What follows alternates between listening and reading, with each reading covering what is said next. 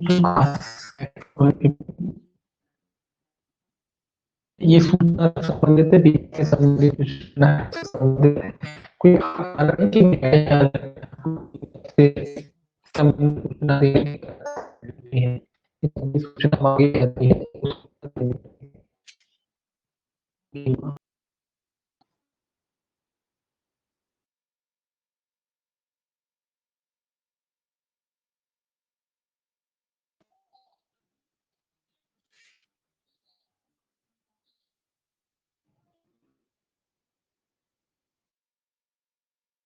इसका पहला क्लॉज कहता है, तो इसमें केवल मास ज्यादातर हेडिंग ही से काम चल जाएगा, आपका हेडिंग इसमें याद रखना, बाकी इसकी भाषा तो अटपटी है। कुल मिला के ये कह रहा है कि भाई जो भी सूचना मांगी जाती है कंपनियों द्वारा या जिस पे कंपनी का दायित्व आ गया उसके द्वारा, जब भी सूचना मांगी जाती है उससे बीमा से संबंधित, तो उसको देनी पड़ती है। ये कहता है पहला क्लॉज कि कोई व्यक्ति जिसके विरुद्ध धारा 147 की धारा 1 के खंड ख में निर्दिष्ट किसी दायित्व की बाबत दावा किया गया है, दावा करने वाले व्यक्ति द्वारा या उसकी ओर से मांग किए जाने पर वह कथन करने से इनकार नहीं कर सकेगा कि क्या वह इस अध्याय के अधीन जारी की गई किसी पॉलिसी द्वारा दायित्व के बाबत बीमाकृत था या नहीं। वह इस प्रकार बीमाकृत होता यदि बीमाकर्ता ने पॉलिसी इस प्रकार परिवर्जित या रद्द नहीं की होती, ना ही वह इस संबंध में जारी किए गए बीमा प्रमाण पत्र में उसके संबंध में यथा निर्दिष्ट की गई पॉलिसी की बाबत ऐसी विशिष्टियां देने से इनकार करेगा करेगा यदि वह इस प्रकार बीमाकृत था या होता। तो कुल मिला के ये है कि जब भी उस कंपनी वगैरह से जो है कोई व्यक्ति जो दावा करता व्यक्ति है, वो क्या करता है, पॉलिसी के बारे में जानकारी वगैरह मांगता है, तो सीधा सीधी बात है कि उनकी जिम्मेदारी वो किसी भी प्रकार से आनाकानी नहीं करेंगे, या उसकी तरफ से मांगी जाती है जो भी जानकारी मांगी जाती है बीमा करता कंपनी से उनको क्या है, उसको जो है जानकारी उपलब्ध करानी पड़ेगी, सारी जानकारी देनी पड़ेगी। वो ये नहीं कह सकते कि भाई परिवर्तन हो गया, ऐसा हो गया, है ना। तो कुल मिला के ये भानेबाजी वाली जो बातें हैं वो नहीं कर सकते, उनको कुल मिला के सारी सूचनाएं बीमा करता वाले व्यक्ति को देनी पड़ेंगी। दूसरा कहता है इसमें कि किसी व्यक्ति द्वारा दिवालिया होने की दशा में या उसके लेनदारों के साथ ठहराव किए जाने की दशा में या दिवाला विषय विधि के अनुसार मृतक व्यक्ति की संपदा के प्रशासन के लिए किए गए आदेश की दशा में या किसी कंपनी की बाबत परिसमापन के आदेश किए जाने या स्वेच्छा परिसमापन का संकल्प पारित किए जाने या कंपनी के कारोबार या उपक्रम के में रिसीवर या प्रबंधक या सम्यक रूप से नियुक्त किए जाने या प्रभार के अधीन या समाविष्ट संपत्ति के प्लवमान प्रभार द्वारा प्रतिभूत डिवेंचरों के धारक द्वारा या उसकी ओर से कब्जा लिए जाने की दशा में दिवाला लेनदार मृतक लेनदार के यथास्थिति निजी प्रतिनिधि या कंपनी या दिवाला के शासकीय समनुदेशित या रिसीवर न्यासी परिसीमापक रिसीवर या प्रबंधक या संपत्ति कब्जाधारी व्यक्ति का दायित्व होगा कि किसी दावाकृत व्यक्ति के निवेदन पर सूचना दे कि दिवाला लेनदार मृतक लेनदार या कंपनी इस अध्याय के उपबंधों द्वारा समाविष्ट ऐसे दायित्व के अधीन है। ऐसी सूचना यह अभिनिश्चित करने कि क्या उष्ण धारा 151 द्वारा कोई अधिकार अंतरित या निहित किए गए हैं के प्रयोजनों के लिए जिसके द्वारा युक्तियुक्त रूप से अपेक्षित है, और ऐसी अधिकारों के प्रवर्तन के लिए यदि कोई हो ऐसा बीमा संविदा तात्पर्य क्या उपरोक्त दशा में ऐसी सूचना दिए जाने पर उसके अधीन प्रत्यक्ष या अप्रत्यक्ष संविदा को परिवर्तित या पक्षकारों के अधिकारों को परिवर्तित करती है, या अन्यथा उक्त दशाओं में उसके किए जाने को प्रतिषिद्ध करती है या निवारित करती है कि तात्पर्य है तो उसका कोई प्रभाव नहीं होगा। तो कुल मिला के ये कह रहा है कि अगर पहला तो कह रहा है सूचना देने जब भी मांगी जाती है वो दी जाएगी, दूसरा कह रहा है जब कंपनियां दिवालिया वगैरह हो जाती है उनका दायित्व किसी अन्य व्यक्ति पर चला जाता है, किसी भी तरीके से चला जाए, या कोई व्यक्ति कंपनी का प्रभार वगैरह ले लेता है, चाहे जिस रूप में ले, चाहे रिसीवर के रूप में ले या अन्य किसी रूप में ले, तो जिन व्यक्तियों पर भी उसका प्रभार आता है या दायित्व आता है उन व्यक्तियों की जिम्मेदारी है जो व्यक्ति बीमा जिन व्यक्तियों का भी बीमा वगैरह किया गया है उन व्यक्तियों को सबको क्या दें इस बारे में सूचना दे के उनके ऊपर प्रभार आ गया और कितना आया है, किस सीमा तक आया और कैसे आया है, तो उसके बारे में जानकारी देना किनका जिम्मेदारी है, जिनके ऊपर कुल मिला के कंपनी का प्रभार आ जाता है। पहले दूसरी कंपनी थी दिवालिया हो गया या कोई दूसरी वजह हो गई या मान लीजिए दो कंपनियों का विलय हो जाता है ना कभी, इस तरीके से हो गया, या मान लीजिए एक कंपनी ने दूसरी कंपनी को खरीद लिया, उसमें विलय हो गया, समायोजन हो गया, तो जैसे भी जानकारी आई है वो सब क्या करेंगे, उसकी सूचना वगैरह जो इन लोगों ने बीमा वगैरह कराया उनको ये लोग जो है अपनी तरफ से क्या देंगे, सारी सूचनाएं उपलब्ध कराएंगे, जानकारी देंगे। ठीक है, बस इतना सा इसका अर्थ है। तीसरा क्या कहता है इसमें, वैसे इसका आप हेडिंग याद रख लेंगे, उससे ही काम चलेगा। तीसरा कहता है यदि उपधारा 2 के अनुसरण में या अन्यथा किसी को दी गई सूचना से उसके पास समर्थन के लिए युक्तियुक्त आधार है कि विशिष्ट बीमा कर्ता के विरुद्ध अधिकार उसे इस अध्याय के अधीन अंतरित किया गया है या किया जा रहा है कि बीमा कर्ता ऐसे व्यक्ति के अधीन होगा जैसा उक्त उपधारा में उसमें उल्लिखित व्यक्तियों पर अधिरूपित किया गया है। दूसरा तीसरा वही कह रहा है कि जब अधिरूपित किए जाते हैं अधिकार वगैरह किसी दूसरे व्यक्ति पर, तो इस अध्याय के अधीन अंतरित किया गया है या किया जा सकता है, तो बीमा करता ऐसे कर्तव्य के अधीन होगा कि जैसा उक्त धारा के द्वारा इसमें उल्लिखित व्यक्तियों पर अधिरूपित किए। वही बात कह रहा है कि अगर एक कंपनी का दर दूसरी कंपनी पर डाल दिया जाता है तो वो भी इसी धारा के अधीन क्या होगा, सूचना देने के लिए दायित्वाधीन होगा। चौथा कहता है इस धारा द्वारा अधिरूपित सूचना देने के कर्तव्य के अंतर्गत सभी बीमा की संविदाओं के प्रीमियमों के लिए प्राप्तियां और अन्य सुसंगत दस्तावेज जो ऐसे व्यक्ति के कब्जे में और सख्ती पे हैं जिन पर निरीक्षण करने और प्राप्तियां करने का कर्तव्य अधिरूपित किया गया भी है। तो कह रहे भाई सूचना के अंतर्गत सारी सूचना तो खैर जो है वो है ही, उसके अलावा जो प्रीमियम वगैरह है, आपके डॉक्यूमेंट वगैरह कहाँ है, ये सारी बारे में भी जानकारी देने वाली सूचनाएं भी हैं। अब जब दूसरी कंपनी में प्रभार आ जाता है, अब आपका जो प्रीमियम वगैरह होता है वो दूसरी कंपनी आपसे लेंगी, भरवाएंगी, तो उसके बारे में जो सूचनाएं वगैरह है, तो कुल मिला के ये है कि जिसपे भी जिम्मेदारी आ जाती है, मोटे मोटे तौर पे जिसपे भी जिम्मेदारी आ जाती है, कोई अन्य कंपनी पे भी आ जाती है, तो उसकी जिम्मेदारी होती है कि जो उसके ग्राहक होते हैं जिन्होंने बीमा पॉलिसी वगैरह ली है उनको सभी प्रकार की जो है जानकारी उपलब्ध कराएं कि भैया ये दायित्व थे, ये हमारे पास आ गए, अब हमारे द्वारा इस तरीके की कार्रवाई की जाए, तो वो कुल मिला के जानकारी वगैरह देना है। अब देखिए सेक्शन जो है आपका 153, वैसे कुछ अंदर से इसमें ऐसा कुछ नहीं जो पूछा जाए, केवल सेक्शन इसका पूछा जा सकता है कि सूचना कहाँ दी जाएगी, तो 152 में 153 कहता है बीमाकर्ता और बीमाकृत व्यक्तियों के बीच समझौता। बीमाकर्ता और बीमाकृत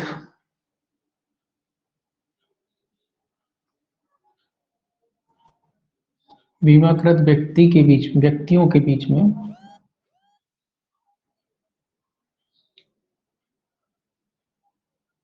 समझौता। क्या समझौता है, देखिए ये कहता है बीमाकर्ता द्वारा धारा 147 की उपधारा 1 के खंड खा में निर्दिष्ट प्रकृति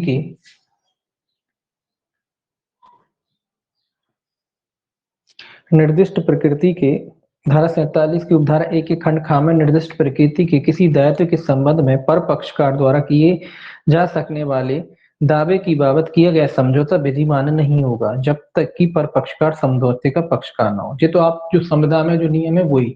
वही बात यहाँ कह रहा है कि थर्ड पार्टी के लिए जो भी बीमा वगैरह ये किए जाते हैं उसमें थर्ड पार्टी वाला थर्ड पर्सन होता है ना, उसका कोई ये क्या कह रहा है, दावे बाबत किया गया समझौता विधिमान नहीं होगा। थर्ड पर्सन का कुल मिला के ये कह रहा है उसमें कोई रोल नहीं होगा जब तक कि क्या नहीं हो, जब तक कि समझौता विधिमान नहीं होगा, जब तक कि पर पक्षकार समझौता का एक पक्षकार ना हो। तो पर पक्ष क्या वो पर पक्षकार है, पर पक्षकार जब तक कि क्या ना हो, पर पक्षकार कुल मिला के ये है कि थर्ड पर्सन जब से मान लो कभी बीमा क्लेम किया जाता है तो सीधी सीधी बात ये कह रहा है कि थर्ड पर्सन क्लेम नहीं कर पाएगा। जो समझौता होता है ना, समझौता आपने अगर बीमा खरीदा किसी कंपनी तो इसका मतलब ये है कि अपना उन कंपनी से समझौता हो गया कि अगर ऐसा घटना हुई तो कंपनी उस तरीके का भुगतान करेगी। अब उसी की बात कह रहा है कि उसमें कोई थर्ड पर्सन जो है दावा नहीं कर सकता। थर्ड पर्सन कब कर सकता है दावा, जब वो उसका पक्षकार हो। पक्षकार थर्ड पर्सन कब कर सकता है, मांग सकता है, जब वो उसका पक्षकार हो, जैसे संविदा में है ना। तो पक्षकार का मतलब होता है पार्टी, मतलब क्या, मतलब सीधा से सीधा है कि कोई थर्ड पर्सन, मान लीजिए दो व्यक्तियों के बीच संविदा है, आप एक दूसरे व्यक्ति ने खरीदी है, और मान लो कोई एक्सीडेंट होता है, हम जाके पहुंच जाए तो नहीं मिलेगा। लेकिन मान लो अगर उसी में हमें क्या बनाया गया, पक्षकार बनाया गया। पक्षकार से मत या हमारे फायदे के लिए उसमें जी दोनों बातें होती हैं। जैसे कि मान लीजिए एक्सीडेंट हो जाता है, कोई थर्ड पर्सन होता है, तो अपन थर्ड पार्टी बीमा जब कराते हैं, सामने जो भी व्यक्ति होता है उसके लिए रहता है। तो इस तरीके से फिर मांगा जा सकता है। कुल मिलाकर उसमें पार्टी होना चाहिए। जैसे संविधान में अपन पढ़ते हैं कि अगर पार्टी है या उसके फायदे के लिए है थर्ड पर्सन के, तो फिर वो उस पर दावा कर सकता है। तो उसी बात को ये कह रहा है कि अगर पर पक्षकार पर्टिकुलरली है तो कोई उसका राइट नहीं बनता, लेकिन हाँ उसके फायदे के लिए ही या उसको पक्षकार बनाया गया है तो वो उस पर क्लेम कर सकता है, दावा कर सकता है। दूसरा कहता है दावा अधिकरण यह सुनिश्चित करेगी कि समझौता स्वाभाविक है और असम्यक प्रभाव के अधीन नहीं किया गया था तथा प्रतिकर धारा 164 की उपधारा 1 में निर्दिष्ट संदाय सारणी के अनुसार दिए गए। तो इस बात का जो है कौन सा दावा अधिकरण देखेगा कि भैया दावा अधिकरण कि भैया जो समझौता वगैरह वो ऐसा तो नहीं है डरा धमका के या कसर वगैरह डाल डूल के करा लिया हो। तो ऐसा वो कुल मिला के उसकी जांच वगैरह करेगा कि जबरन तो नहीं करा लिया, अपना गलत प्रभाव अनुचित प्रभाव से तो समझौता नहीं करा लिया। तो इसका निर्धारण कौन करेगा, दावा अधिकरण वगैरह दावा अधिकरण करेगा। तीसरा कहता है जहां एक व्यक्ति जो इस अध्याय के प्रयोजनों के लिए जारी की गई पॉलिसी के अधीन बीमाकृत है दिवालिया हो जाता है, या जहां ऐसा बीमाकृत व्यक्ति एक कंपनी है, कंपनी के संबंध में परिसमापक आदेश मतलब विलय हो जाता है कंपनी का किया गया है, या स्वेच्छा परिसमापन का संकल्प पारित किया गया है, या अपने आप में कंपनी मिल जाती है किसी में विलय हो जाता है, बीमाकर्ता और बीमाकृत व्यक्ति के बीच कोई भी ठहराव पर पक्षकार द्वारा दायित्व उपगत किए जाने के पश्चात नहीं किया जाएगा, और यथा स्थिति दिवाला या परिसमापन जैसा भी मामला हो के प्रारंभ होने के पश्चात किया गया कोई अद्वितीयजन समनुदेशन या अन्वयन या उपरोक्त प्रारंभ के पश्चात बीमाकृत व्यक्ति को किया गया संदाय इस अध्याय के अधीन पर पक्षकार को अंतरित किए गए पक्ष अधिकारों को विफल करने के लिए प्रभावी नहीं होगा, लेकिन वे अधिकार वैसे ही बने रहेंगे मानो ऐसा ठहराव अद्वितीयजन समुद्देशन या व्ययन नहीं किया गया हो। तो कुल मिला के कह रहा है कि अगर कंपनी दिवालिया हो जाती है या उसका किसी कंपनी में विलय हो जाता है, चाहे वो स्वेच्छा से हो या किसी अन्य वजह से या अन्य कारण से हो, तो कुल मिला के तीसरा ये कहता है कि उसके जिनके जो अधिकार थे वैसे के ही वैसे बने रहेंगे जैसे कि कंपनी का विलय वगैरह या दिवाला ना हुआ हो। तो उसी तरीके से उसके अधिकार पूर्ववत कुल मिला के पूर्ववत उसके अधिकार बने रहेंगे।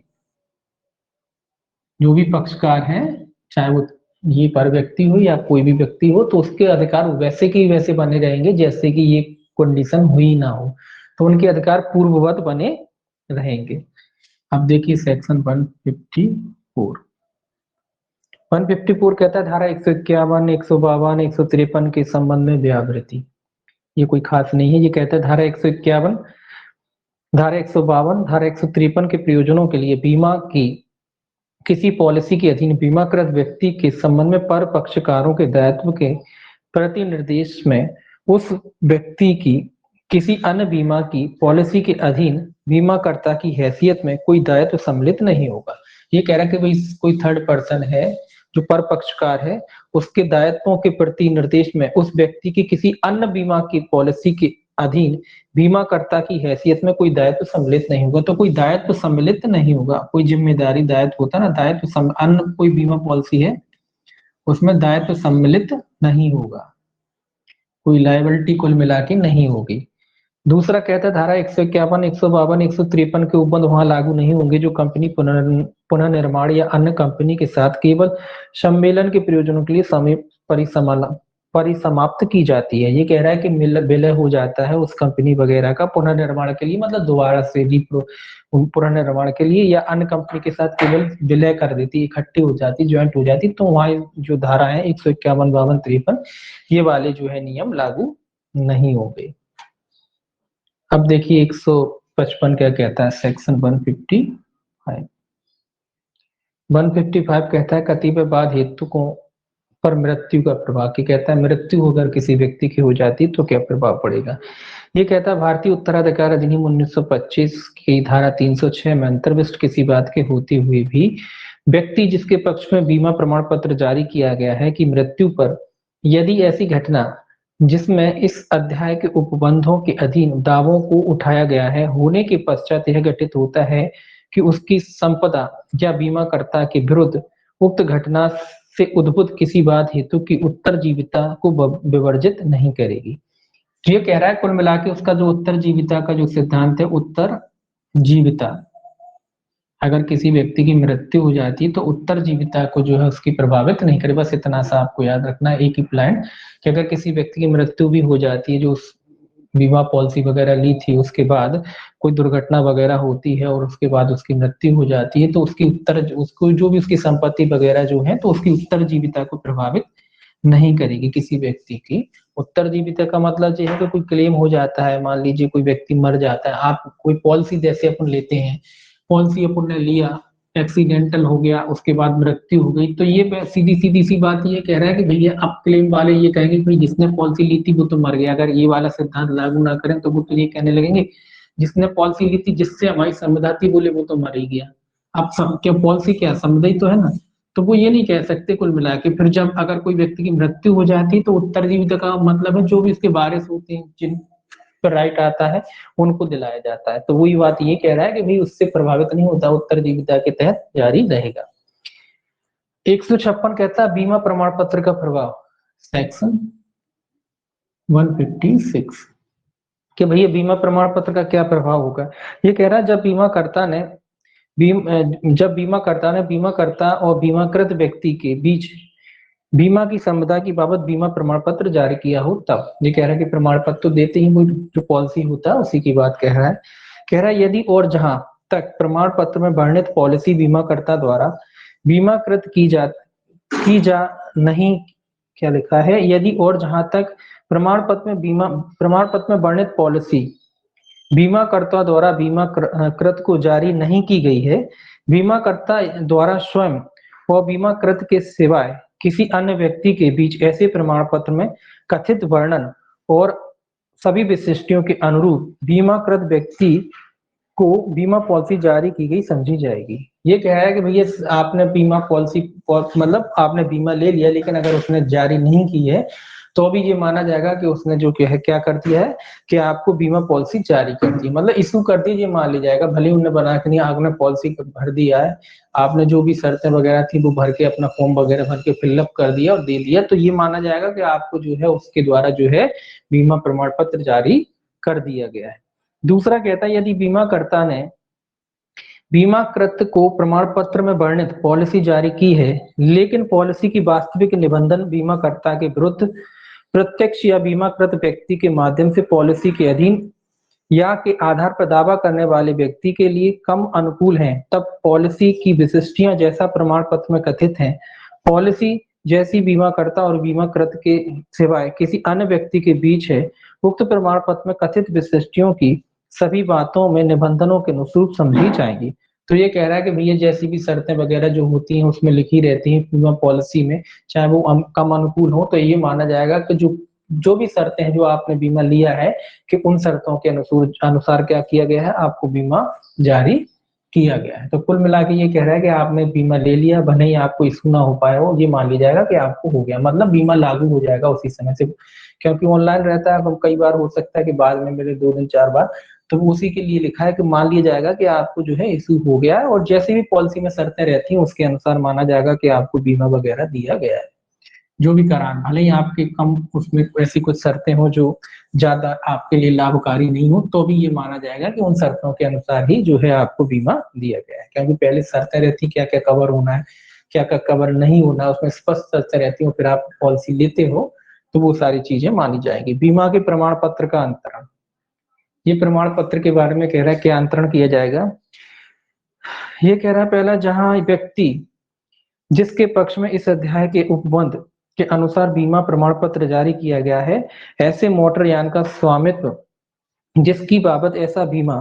उससे संबंधित बीमा पॉलिसी के साथ अन्य व्यक्ति को अंतरित करता है, बीमा प्रमाण पत्र और प्रमाण पत्र में वर्णित पॉलिसी ऐसे व्यक्ति जिसको मोटर यान अंतरित किया जाता है के पक्ष में उसके स्थानांतरण की तारीख से अंतरित की गई समझी जाएगी। ये सीधी सी बात क्या है कि मान लो आप किसी को वाहन बेच देते हो या अंतरित करते हो किसी भी माध्यम से,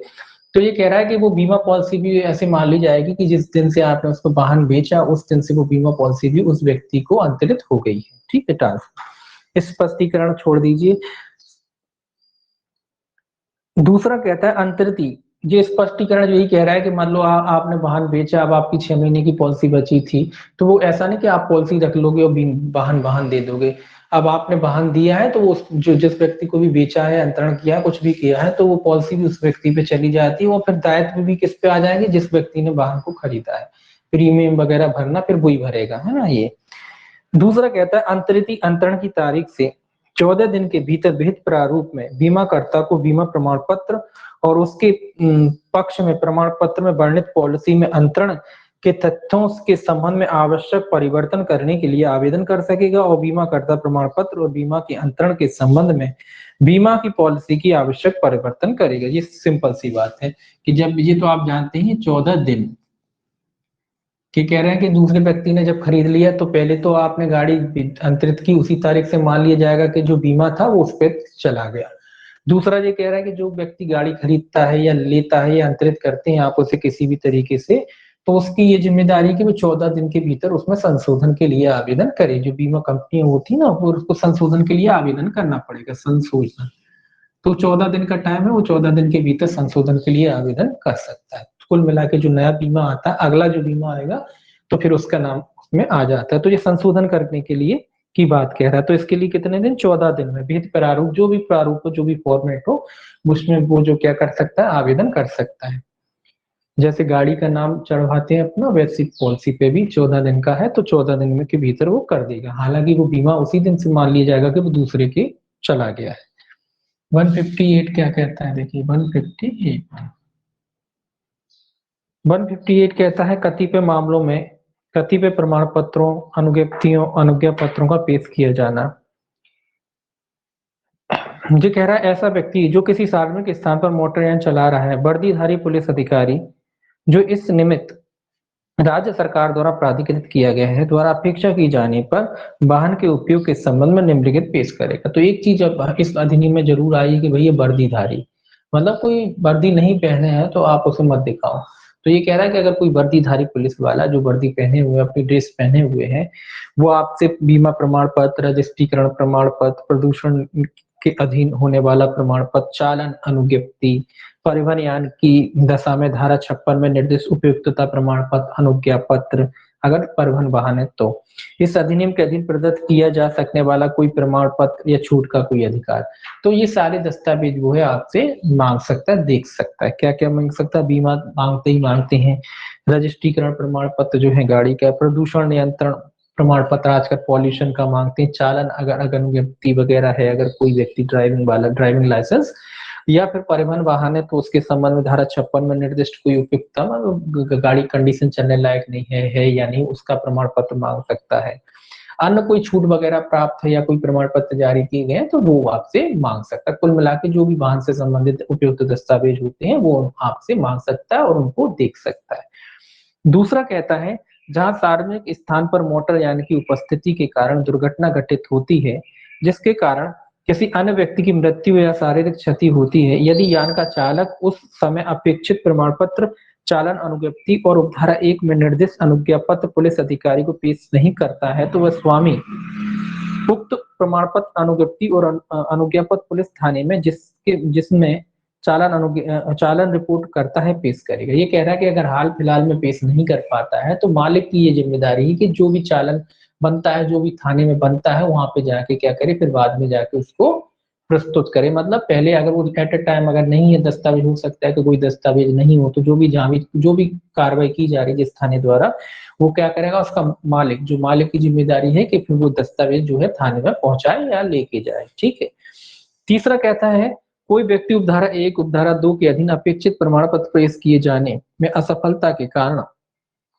अपराध के लिए दोषित किए जाने का दायी नहीं होगा यदि वह यथास्थिति उपधारा 1 के अधीन पेश किए जाने के लिए अपेक्षित या तारीख दुर्घटना के घटित होने से 7 दिन के भीतर यथास्थिति पुलिस अधिकारी जिसके द्वारा उसका पेश किया जाना अपेक्षित है, द्वारा उसको विनिर्दिष्ट किए गए पुलिस थाने में या जैसा भी मामला हो दुर्घटना के स्थान पर पुलिस अधिकारी से या उस पुलिस थाने के प्रभारी अधिकारी को जहां उसने दुर्घटना की रिपोर्ट की है प्रमाण पत्र पेश करता है। तो कुल मिला के ये कह रहा है कि 7 दिन का टाइम है। केवल आपने दस्तावेज पेश नहीं किए इसी वजह से जो है आपके खिलाफ कोई मामला नहीं बन जाएगा। आपको कुल मिला के 7 दिन का टाइम है, जो भी उपयुक्त थाना हो, जहाँ भी शिकायत की गई हो या जो भी पुलिस अधिकारी कर रहा है, जो भी आपको सूचना दी कि कहाँ पेश करना है, वहाँ आपको 7 दिन के भीतर जो भी आवश्यक या सुसंगत कह लीजिए दस्तावेज हैं, वो आपको पेश करने पड़ेंगे। तो 7 दिन का कुल मिला के आपके पास टाइम रहता है। 7 दिन के बाद नहीं जाते हैं तो फिर आपके खिलाफ मामला वो दर्ज करेंगे कि ये जो आपने जो है वहाँ मतलब लाइसेंस नहीं था उसका अलग बनेगा, डॉक्यूमेंट नहीं थे उसका अलग बनेगा। तो ये याद रखें कि 7 दिन का जो है आपके पास टाइम है। 7 दिन के भीतर आप जो है जहाँ भी मंगाए जाते हैं पुलिस थाने जो भी कार्रवाई कर रहा है वहाँ आपको पेश करने पड़ेंगे। परंतु लिखा है परंतु ऐसे विस्तार के साथ और ऐसे रूपांतरण के साथ जैसा विहित किया जाए इस उपधारा के उपबंध किसी परिवहन यान के चालक को लागू नहीं होंगे। तो ये परिवहन यान को जो धारा है ये छूट देती है कि परिवहन यान के मामले में जो है इस धारा की जो बात लागू नहीं होगी। ट्रांसपोर्टेशन वाली जो बात है उस पर ये लागू नहीं होगी। तो ये नॉर्मल वाहन जो अपन लोग चलाते हैं उन पर है,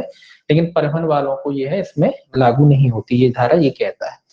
चौथा देखिए क्या कहता है। चौथा कहता है मोटरयान का स्वामी राज्य सरकार द्वारा इस निमित्त सशक्त की गए पुलिस अधिकारी द्वारा या उसकी ओर से अपेक्षित सूचना या अवधारित करने के प्रयोजनों के लिए कि क्या यान धारा 140 के उल्लंघन में चलाया या नहीं चलाया जा रहा था, किसी अन्य अवसर पर जब चालक से इस खंड के अधीन बीमा प्रमाण पत्र पेश किए जाने की अपेक्षा की जाए देगा। ये कह रहा है कि वही कि भैया इस अधिनियम के अधीन चलाया जा रहा है या नहीं चलाया जा रहा है, तो जब भी आपसे बीमा वगैरह जो भी मांगा जाता है तो आपको क्या देना पड़ेगा, उसका बीमा वगैरह देना पड़ेगा। दूसरा लास्ट कहता है जहां इस धारा में बीमा के प्रमाण पत्र को पेश करना अभिव्यक्ति से बीमा के सुसंगत प्रमाण पत्र या ऐसे अन्य साक्ष्य जो इस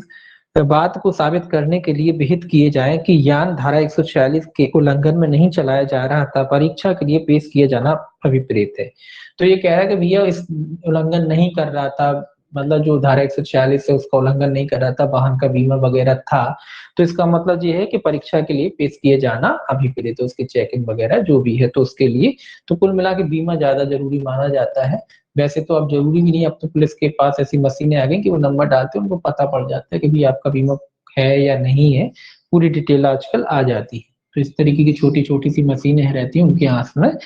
वो जैसे ही आपकी गाड़ी का नंबर डालते हैं तो उनको पता पड़ जाता है ड्राइविंग लाइसेंस किसके नाम गाड़ी है ना, पूरी डिटेल उनके पास लगभग आ जाती है। हालांकि अभी हर जगह नहीं है लेकिन कुछ जगह हो गई है, डिजिटल हो गया है, तो उनको लगभग सभी पता पड़ जाता है कि इस गाड़ी का बीमा है या नहीं, किसके नाम गाड़ी है, कितने कितने कितना तक उनका वो भरा हुआ है, सारी डिटेल लगभग आ जाती है। तो ये कह रहा है 159 दुर्घटना के संबंध में सूचना का दिया जाना, ये दुर्घटना के बारे में कहता है कि दुर्घटना वगैरह हो जाती है तो ये कहता है पुलिस अधिकारी अन्वेषण पूरा करने के दौरान दावे के निपटारे को सुकर बनाने के लिए ऐसे प्रारूप और ऐसी रीति में तथा 3 माह के भीतर और ऐसी विशिष्टियों से युक्त दुर्घटना सूचना रिपोर्ट तैयार करेगा और उसे दावा अधिकरण ऐसे अन्य अधिकरण जो विहित किए जाए को प्रस्तुत करेगा। तो ये कह रहा है कि भैया सबसे 3 माह ये याद रखना कि भाई कोई दुर्घटना हो जाती तो कुल मिला के ये क्या करेगा, अपनी रिपोर्ट तैयार करेगा 3 माह के भीतर, जो कोई भी उपयुक्त पुलिस अधिकारी है, और 3 माह के भीतर रिपोर्ट तैयार करने के बाद कहाँ भेजेगा, दावा अधिकरण। दावा अधिकरण या कोई अन्य अभिकरण बनाया गया हो तो वहाँ मोस्टली दावा अधिकरण ही होता है। तो दावा अधिकरण में जो है अपन जब भी कोई दुर्घटना वगैरह होती है तो ये पुलिस अधिकारी कुल मिला के 3 माह के बीच में अपनी जो अन्वेषण वगैरह जो भी करना है, जांच वगैरह जो करना है, वो करने के बाद वो क्या करेगा, दावा अधिकरण को जो है अपनी रिपोर्ट पेश कर देगा। तो ये याद रखें 3 माह में ये क्या करेगा, अपनी रिपोर्ट वगैरह तैयार करके कहाँ पेश करेगा, दावा अधिकरण, या न कोई उपयुक्त अधिकरण बना रखा है तो वहां क्या करेगा, ये उसको पेश करेगा। अब देखिए सेक्शन 160 क्या कहता है। 160 कहता है कि दुर्घटना में संलिप्त यान की विशिष्टियां प्रस्तुत करने का कर्तव्य। ये अब यान की बात कर रहा है कि अगर कोई ऐसा यान है जो संलिप्त था तो उसकी विशिष्टियां, मतलब उसके बारे में जानकारी वगैरह है, किस तरीके का वाहन था, क्या था, किस तरीके से काम कर रहा था, पूरा उसका चेकअप वगैरह करा के ये लोग उसकी विशिष्टियां देते हैं। ये कहता है रजिस्ट्रीकरण प्राधिकारी या पुलिस थाने का भारसाधक अधिकारी यदि किसी ऐसे व्यक्ति द्वारा जो अभिकथित करता है कि वह मोटर कार के उपयोग से उद्भुत दुर्घटना की बाबत प्रतिकर का दावा करने का हकदार है, ऐसी अपेक्षित किया जाए कि बीमाकर्ता द्वारा उसके विरुद्ध किसी मोटर यान की बाबत दावा किया गया है, ऐसी अपेक्षित किया जाए तो यथास्थिति उस व्यक्ति या उस बीमाकर्ता को जैसा भी मामला हो विहित फीस के संदाय पर उक्त प्राधिकारी या उक्त पुलिस अधिकारी को यान की पहचान चिन्हों या अन्य विशिष्टियों और उस व्यक्ति जो यान का उपयोग दुर्घटना के समय कर रहा था उसके द्वारा क्षतिग्रस्त हुआ था नाम और पता और संपत्ति यदि कोई हो जिसका नुकसान हुआ है कि सूचना ऐसे प्रारूप में और ऐसे समय के भीतर जो केंद्र सरकार द्वारा विहित किया जाए देगा। तो कुल मिला के ये कह रहा है कि भैया जानकारी देगा। कब देगा? जब वो फीस दे देगा। कौन? जो दावा कर रहा है, जो दावा कर रहा है, या कंपनी हो सकती है या बीमाकृत कंपनी हो सकती है, उसको जरूरत है जो पूरी विशिष्टियों की, कौन सी संपत्ति को नुकसान हुआ, कौन सा वाहन था, कौन चला रहा था। तो कुल मिला के ये कह रहा है कि जब जो भी व्यक्ति को चाहिए जो जब आवश्यक दस्तावेज वगैरह, तो ये जो भी फीस वगैरह का संदाय करते हैं तो पुलिस अधिकारी जो है क्या करेंगे, पूरी जानकारी जो है हमको उपलब्ध करा देगा। जिसको भी कुल मिला के जानकारी चाहिए तो उससे फीस लेके ये उसको जानकारी उपलब्ध करा देगा कि भाई कब एक्सीडेंट हुआ था, कितनी तारीख हुआ था, कौन चला रहा था, कौन सी संपत्ति नष्ट हुई थी, वाहन कौन सा था, क्या संख्या थी, मतलब वो सारी की सारी डिटेल जिसको चाहिए उसको उपलब्ध करा दी जाएगी। संलिप्त यान वगैरह था उससे संबंधित जो भी सूचनाएं हैं उपलब्ध करा दी जाएगी। 161 एक कहता है हिट एंड रन मोटर यान में प्रतिकर के विशेष उपबंध। 161 हिट एंड रन वाले हैं, इसके संबंध में कहता है प्रतिकर के लिए, जो मार के भाग जाते हैं उनके लिए। ये कहता है तत्समय प्रबद्ध किसी अन्य विधि या विधि का बल रखने वाला किसी लिखित में अंतर्विष्ट किसी बात के होते हुए भी केंद्र सरकार इस अधिनियम और उपधारा 3 के उपबंधों के अधीन बनाई गई किसी स्कीम के उपबंधों के अनुसार हिट एंड रन मोटर यान के परिणाम स्वरूप व्यक्तियों की मृत्यु या उसकी घोर उपत्ति की बाबत प्रतिकर के संदाय के लिए उपबंध करेगी। ये कह रहा है कि यहाँ केंद्र सरकार नियम बना सकती है, कोई व्यक्ति को घोर उपत्ति हो जाती है, कोई गाड़ी टक्कर दे के भाग गई या उससे किसी की मृत्यु हो जाती है, तो जो केंद्र सरकार है उनके प्रतिकर की व्यवस्था कर सकती है, मतलब नियम बना सकती है। दूसरा कहता है इस अधिनियम के उपबंधों और उपधारा 3 के अधीन बनाई गई स्कीम के अधीन रहते हुए प्रतिकर संदत किया जाएगा। ये कह रहा है इस अधिनियम के तहत जो भी स्कीम वगैरह बनाई जाती है उसके अनुसार क्या किया जाएगा, प्रतिकर आदि निश्चित किया जाएगा। ए और बी देख लीजिए। ए क्या कहता है? ए कहता है हिट एंड रन मोटर यान दुर्घटना के परिणाम स्वरूप किसी व्यक्ति की मृत्यु की बाबत 2 लाख रुपए की नियत राशि या उच्चतर राशि जैसा केंद्र सरकार द्वारा विहित किया जाए। तो बस अपने मतलब का यही चीज है। ये क्या कह रहा है कि हिट एंड रन मोटर यान की दुर्घटना के परिणाम स्वरूप किसी व्यक्ति की मृत्यु की बाबत, अगर हिट एंड रन केस में किसी व्यक्ति की क्या हो जाती है, मृत्यु हो जाती है, तो उसे कितना प्रतिकर दिलाया जाएगा? 2 लाख रुपए की नियत राशि या उच्चतर। तो 2 लाख या उच्चतर, 2 लाख या उच्चतर, इससे अधिक अधिक लिख लीजिए, ठीक है। तो 2 लाख या उससे अधिक रकम उसको दिलाई, मतलब 2 लाख तो दिलाई जाएगी, उससे अधिक भी दिलाई जा सकती है। तो केंद्र सरकार जो है अगर ऐसे व्यक्ति की मृत्यु हो जाती तो कितने, 2 लाख रुपए दिलाएगी, या उससे अधिक तय किया गया तो उससे अधिक भी दिलाए जा सकते हैं, जैसा केंद्र सरकार उचित समझे, है ना। तो 2 लाख तो मिलेंगे ही मिलेंगे, विहित किया जाए।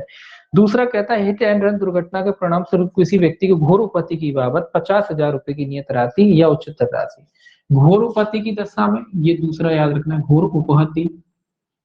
अगर हिट एंड रन में किसी व्यक्ति को घोर उपत्ति हो जाती है तो 50,000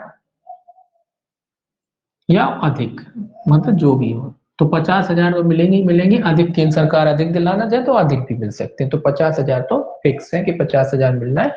और अगर लगता है कि ज्यादा उपत्ति होगी, सरकार चाहे, केंद्र सरकार चाहे तो और अधिक भी दिला सकती है। तो 50,000 तो है ही, तो अपने 2 लाख और 50,000, 2 लाख मृत्यु की दशा में और 50,000 जो है वो घोर उपत्ति की दशा में जो है प्रतिकर वगैरह दिलाया जाएगा, जैसा केंद्र सरकार उपयुक्त तो समझती है। तीसरा कहता है केंद्र सरकार राजपत्र में अधिसूचना द्वारा एक स्कीम ऐसी रीति में विनिर्दिष्ट करते हुए जिसमें केंद्र सरकार या साधारण बीमा परिषद द्वारा स्कीम प्रशासित की जाएगी, प्रारूप रीति और समय जिसमें प्रतिकर के लिए आवेदन किए जा सकेंगे। अधिकारी प्राधिकारी जिसको ऐसे आवेदन किए जा सकते हैं, ऐसे अधिकारियों या प्राधिकारी द्वारा ऐसे आवेदनों पर विचार करने और आदेश पारित करने के लिए अनुसरण की जाने वाली प्रक्रिया और स्कीम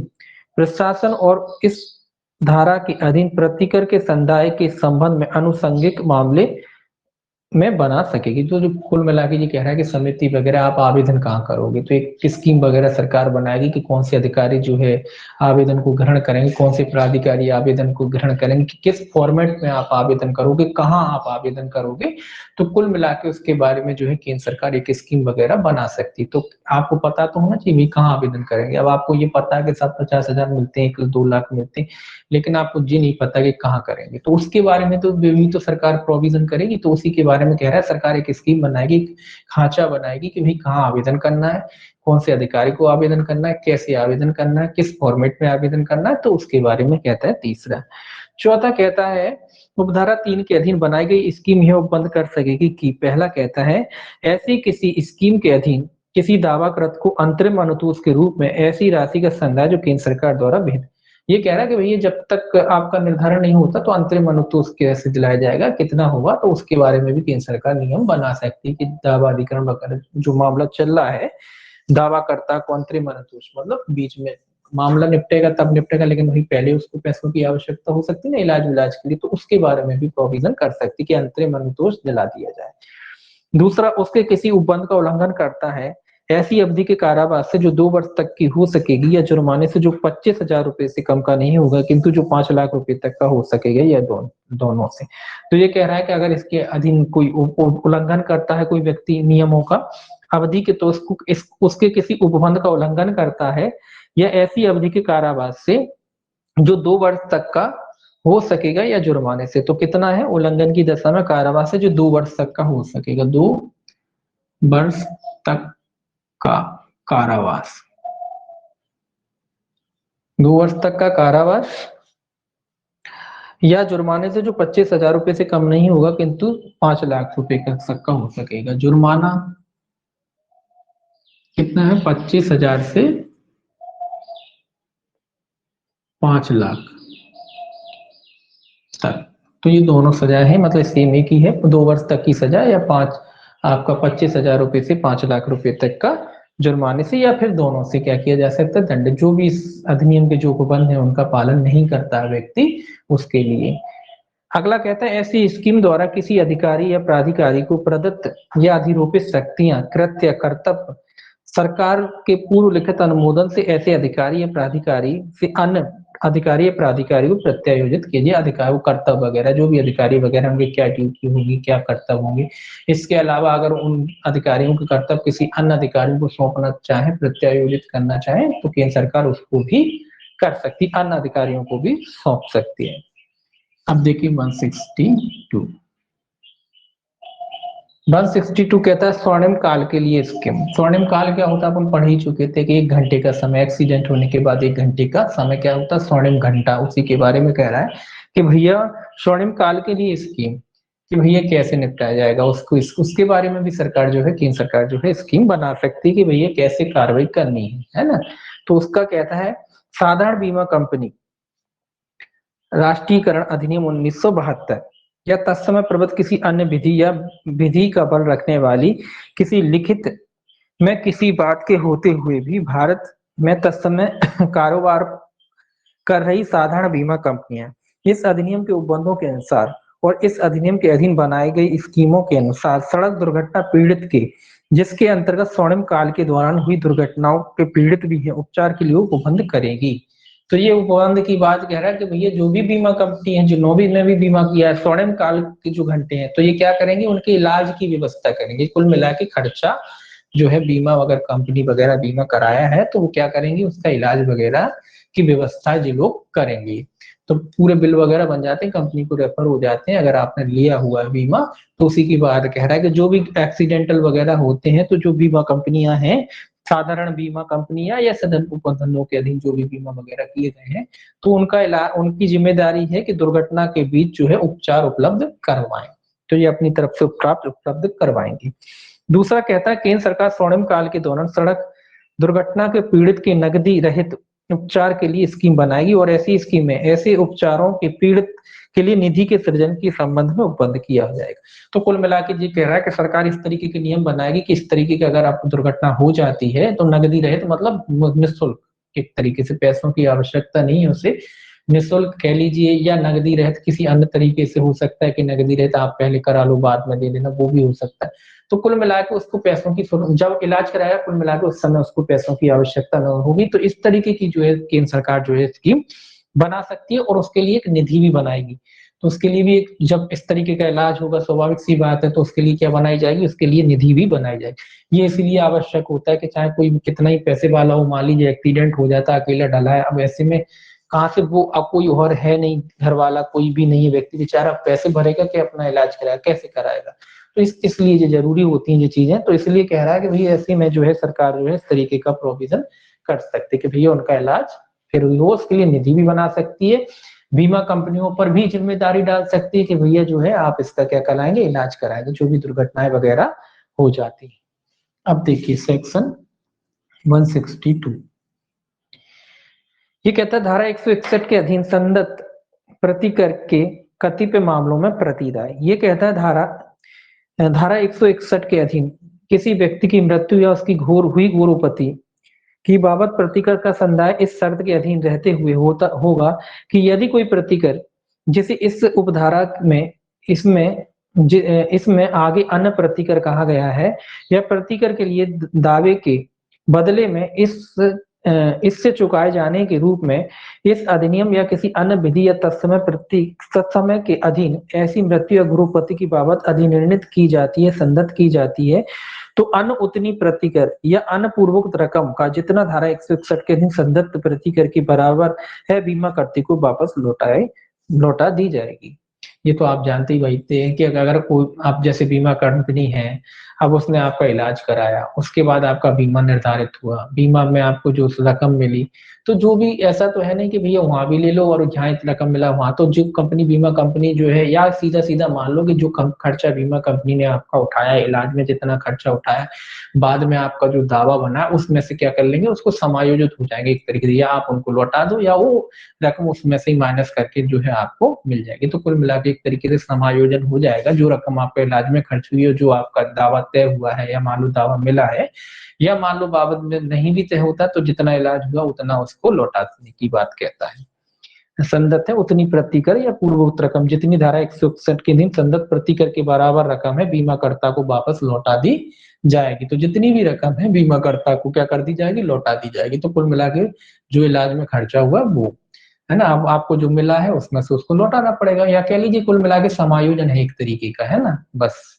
दूसरा कहता है इस अधिनियम के अधीन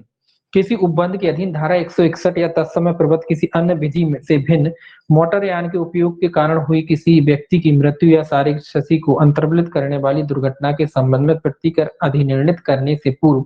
दावा अधिकरण न्यायालय या अन्य ऐसा प्रतिकर अधिनिर्णित करने वाला प्राधिकारी इस बारे में कि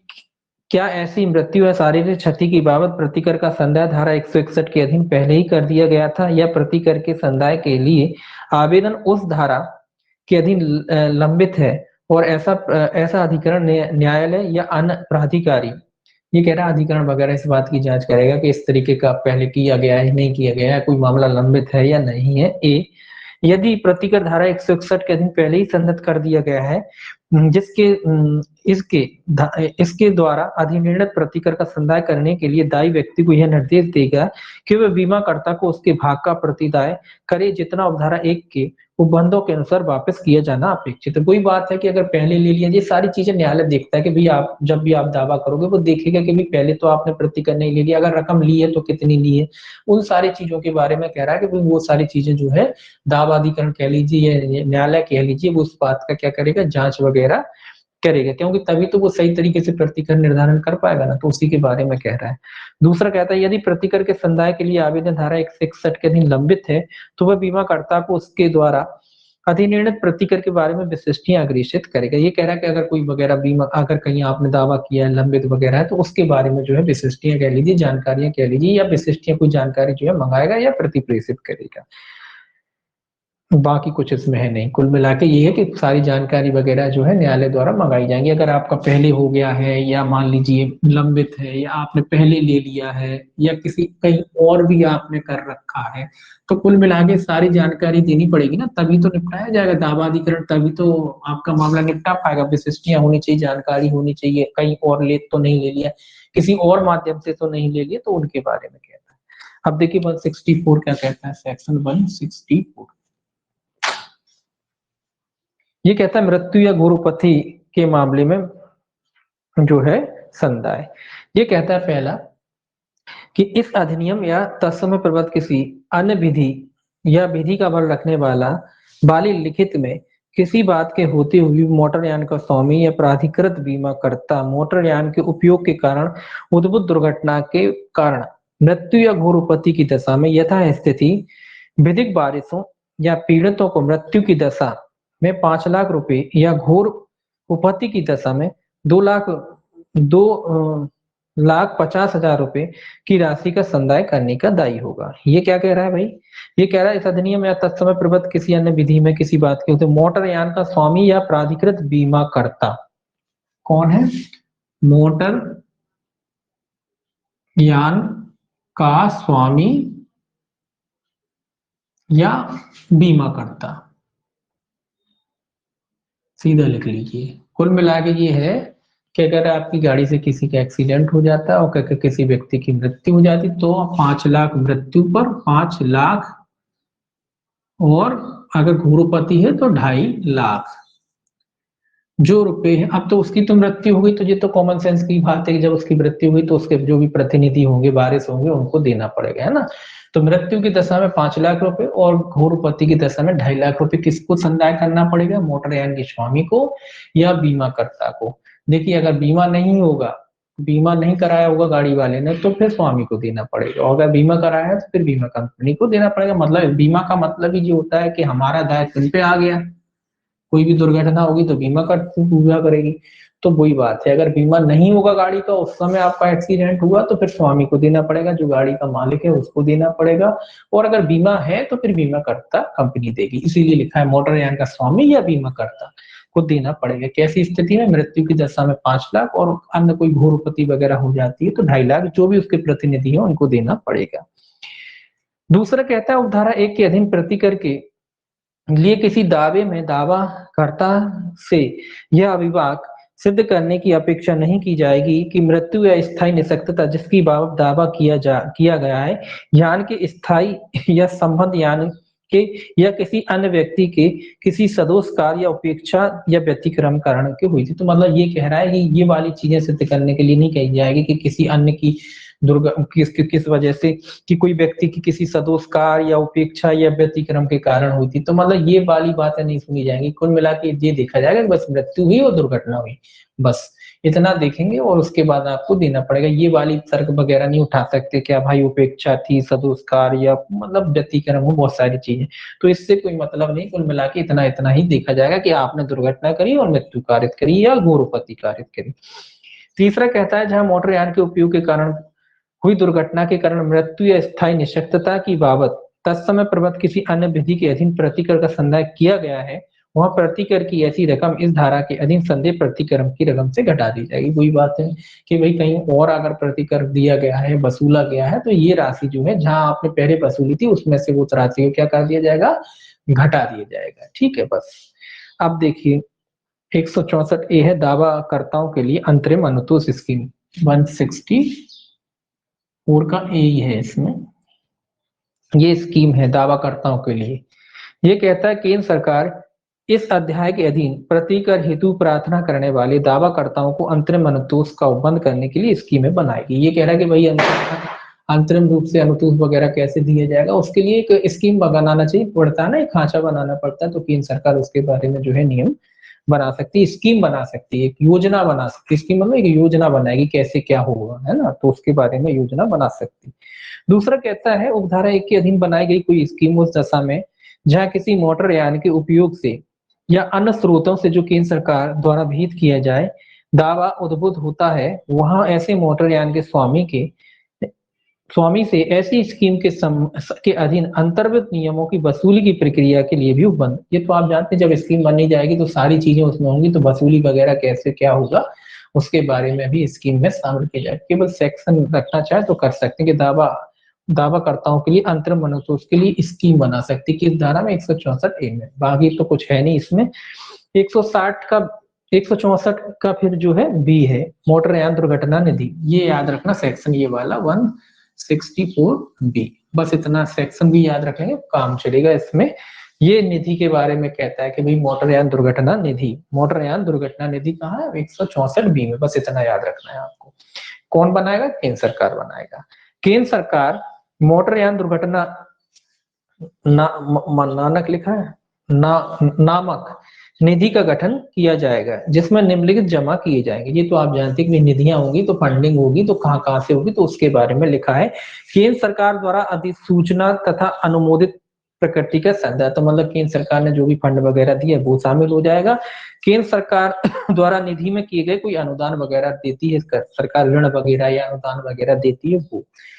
धारा 163 के अधीन विचलित स्कीम के अधीन सृजित निधि अतिशेष जैसा भू मोटरयान संशोधन अधिनियम 2019 के ठीक प्रारंभ पूर्व विद्यमान था। तो ये कह रहा है कोई सृजित निधि वगैरह थी, जो भी पैसा वगैरह बचा है वो सब इसमें जमा कर लिया जाएगा। आय का कोई अन्य स्रोत जो केंद्र सरकार द्वारा विहित किया है, कोई अन्य स्रोत भी हो सकते हैं आय के जहाँ से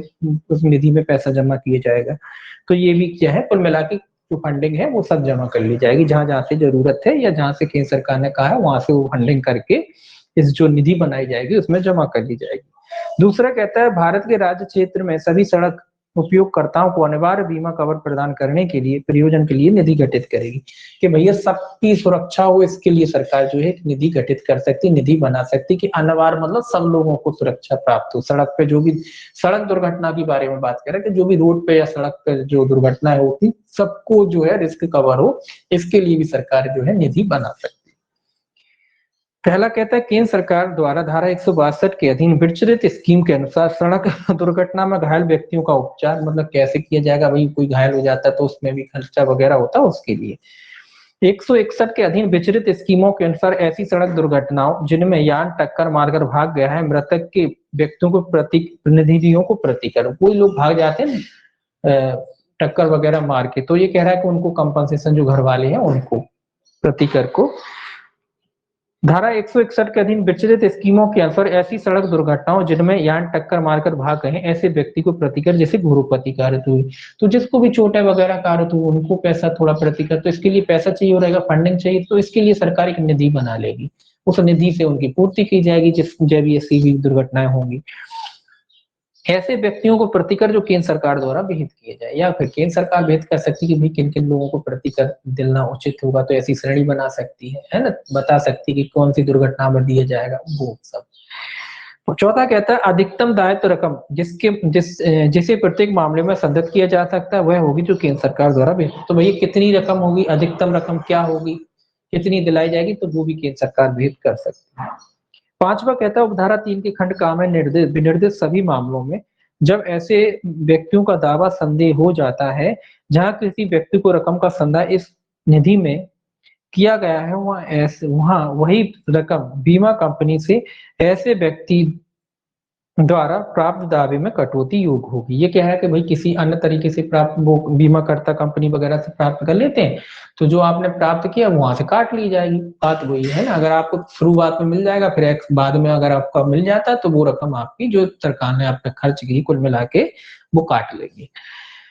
अगला कह रहा है निधि का प्रबंध ऐसे अधिकारी या प्राधिकरण द्वारा किया जाएगा जो केंद्र सरकार द्वारा निम्नलिखित को ध्यान में रखते हुए निर्दिष्ट किए जाए। तो ये कह रहा है कि केंद्र सरकार जो है अधिकारी वगैरह कर्मचारी वगैरह निर्दिष्ट की जाए उसके अनुसार वो काम की जाएंगे। अभिकरण में कि बीमा कारोबार की जानकारी, निधियों का प्रबंधन करने की अभिकरण की क्षमता, कोई अन्य मापदंड जो केंद्र सरकार द्वारा विहित किए जाए, तो इसके बारे में नियम बना सकती है कि कौन से प्राधिकारी जो है या अभिकरण है जो केंद्र सरकार है तो को ध्यान में रखते हैं, ये चीजों को ध्यान में रखते हैं। अभिकरण के बीमा का कारोबार वगैरह है, अधिनियम निधियों का प्रबंधन करने की क्षमता है, कोई मानक या मापदंड वगैरह जो भी निश्चित की जाए। 7वां कहता है केंद्र सरकार समुचित लेखा और अन्य सुसंगत अभिलेख रखेगी। वो केंद्र सरकार का भारत का नियंत्रक मालिका परीक्षक के परामर्श से विहित किए जाने वाले प्रारूप में ऐसी निधियों की लेखाओं का एक वार्षिक विवरण तैयार करेगी। तो ये कह रहा है कि डॉक्यूमेंट वगैरह रखे जाएंगे और नियंत्रक महालेखा परीक्षक द्वारा इनको तैयार करवाया जाएगा और साल में ये एक बार क्या करेगा, इनका निरीक्षण करेगा, देखेगा। 8वां कहता है निधि के लेखाओं की संपरीक्षा भारत के नियंत्रक मालिका परीक्षक द्वारा ऐसे अंतरालों पर की जाएगी जो उसके द्वारा विनिर्दिष्ट की जाए। तो जैसे अंतरालों में वो अपने हिसाब से कुल मिला के जैसा भी निर्दिष्ट की जाए, बताया जाए, वैसे वो क्या करेगा, उनका निरीक्षण वगैरह करेगा, लेखाओं की संपरीक्षा करेगा, मतलब उनकी देखेगा, चेक वेक करना, जो भी वो अपनी सहूलियत के हिसाब से या जो भी निर्दिष्ट किया जाए उसके हिसाब से। आगे कहता है भारत का नियंत्रक महालेखा परीक्षक या उसके द्वारा इस अधिनियम के अधीन निधि के लेखाओं की संपरीक्षा के संबंध में नियुक्त किसी अन्य व्यक्ति की पास सरकारी लेखाओं की ऐसी संपरीक्षा के संबंध में वही अधिकार, विशेष अधिकार और प्राधिकार होगा और विशिष्टियों के रूप में उसके पास बाहियों, लेखाओं, वाउचरों, अन्य दस्तावेजों, कागज पत्रों को पेश करने की मांग करने और प्राधिकरण के किसी भी कार्यकला निरीक्षण करने का अधिकार। ये तो जानते ही हैं। ये कह रहा है कि नियंत्रक महालेखा परीक्षक करेगा या उसके द्वारा कोई, जो उसमें लिखा है नियंत्रक महालेखा परीक्षक या उसके अधिनियम के अधीन निधि के लेखाओं के संपरीक्षा में नियुक्त कोई व्यक्ति, मतलब उसने कोई और व्यक्ति नियुक्त कर रखा हो अपनी तरफ से कि जाके करके आओ, तो उस व्यक्ति को वही अधिकार प्राप्त होंगे जो नियंत्रक महालेखा परीक्षक को होते हैं। तो नियंत्रक महालेखा परीक्षक है, उसकी तरफ से कोई अन्य व्यक्ति वो अपनी तरफ से नियुक्त कर सकता है। नियंत्रक महालेखा परीक्षक क्या होता है भैया, काफी उसको टाइम नहीं है, बहुत सारी जगह जाना है, तो उसका कोई कर्मचारी हो सकता है, कोई उप नियंत्रक हो सकता है, उसको कह देगा कि भैया जाओ उसकी जांच करके आओ। अन्य कोई अधिकारी, उसका कर्मचारी जो उसके नीचे काम करते हैं, उनमें से किसी को भी जो है वो नियुक्त कर सकता है। और वो जब जाएंगे तो वही वही कुल मिला के वही पावर रखेंगे जो नियंत्रक महालेखा परीक्षक रखता है। 10 कहता है भारत का नियंत्रक महालेखा परीक्षक या उसके द्वारा इस अधिनियम के अधीन नियुक्त किसी अन्य व्यक्ति द्वारा यथा प्रमाणित निधि के लेखाओं को उस पर संपरीक्षा रिपोर्ट के साथ वार्षिक रूप से केंद्र सरकार को अग्रेसित किया जाएगा और केंद्र सरकार उसे संसद के प्रत्येक सदन के समक्ष रखेगी। ये कह रहा है वार्षिक आधार पर अपनी रिपोर्ट करेंगे ये लोग, या तो नियंत्रक करेगा या उसके द्वारा नियुक्त व्यक्ति वो करेगा सरकार को, और सरकार जो है उसको क्या करेगी, हर साल पेश की जाएगी और उसके बाद सरकार क्या करेगी, उसे संसद के समक्ष रखेगी। 11 कहता है धारा 161 की उपधारा 3 जैसा वो है मोटरयान संशोधन अधिनियम 2019 के प्रारंभ के ठीक पूर्व विद्यमान थी के अधीन विचलित किसी स्कीम को बंद किया जाएगा और इस अधिनियम के प्रारंभ की तारीख से उसके उद्भूत होने वाली सभी अधिकारों दायित्वों की पूर्ति इस निधि से की जाएगी। ये कह रहा है पूर्व में कोई स्कीम चल रही थी 2019 से पूर्व, वो बंद कर दी जाएगी और उसकी स्कीम को फिर अब क्या है जो जो बन गई इस अधिनियम के तहत, इस अधिनियम के तहत उनका जो है संचालन वगैरह किया जाएगा। ये छोड़ेंगे 164 का सी केंद्र सरकार की नियम बनाने की शक्ति है, 164 डी जो है आपकी राज्य सरकार की नियम बनाने की शक्ति है। इसके बाद आपका सीधा सीधा सेक्शन आता है 165 जो अपन कल पढ़ेंगे, दावा अधिकरण। अध्याय 12 आता है दावा अधिकरण, ये अपन कल पढ़ेंगे, दावा अधिकरण को कल पढ़ेंगे इसको। फिर उसके बाद आपकी अपराध और शास्तियां आएंगी, ठीक है, 8:30 बजे बाद देखेंगे अब इसको।